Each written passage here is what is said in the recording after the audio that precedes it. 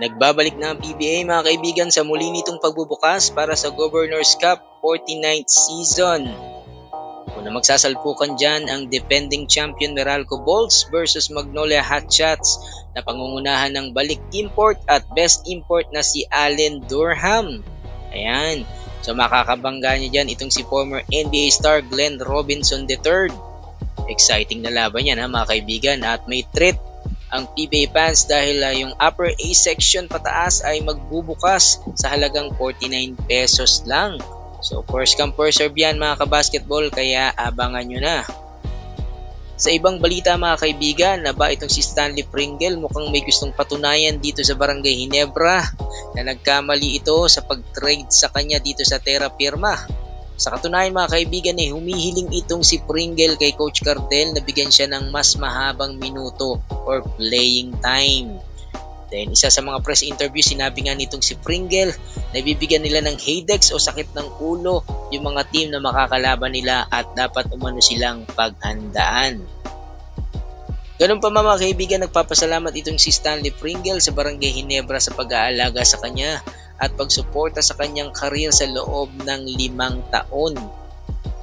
Yun mga kaibigan, lahat naman nabigla sa pangyayaring ito sa trade na to kina Pringle at Stan Hardinger. So kapalit nila Holt at Abarrientos. Nakapagtataka lang dito mga kaibigan, simbilis lang ng kidlat na na-approve itong trade na yan.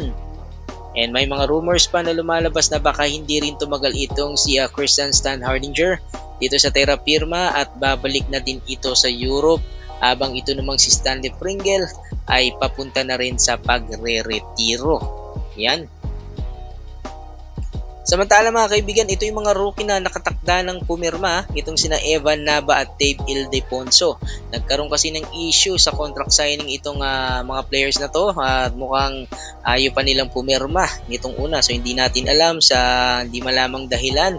Pero pagkatapos yan ay nag-reach out din sila dun sa mga team na nag-drop sa kanila at nakatakda na nga din silang pumirma dito sa kanilang mga team. Sa SMB itong ang si Nava at sa Northport naman ay itong si Dave Ildefonso. May mga nagbabalik PBA din mga kaibigan, itong sina Ping Exeminiano at Almon Bosotros na maglalaro na at nakakuha ng spots dito sa TNT Giga. Until the end of the year ang kanilang kontrang pinirmahan para punuan itong 15-man lineup ng TNT Giga. So backup sila nitong sina Jason Castro at Ray Nambatak. So yung mga kabasketball, talagang exciting itong paparating na PBA.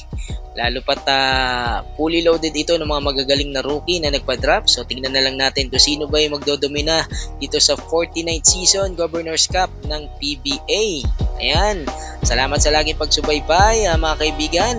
Don't forget to subscribe, like, and share. This is Dribble Down.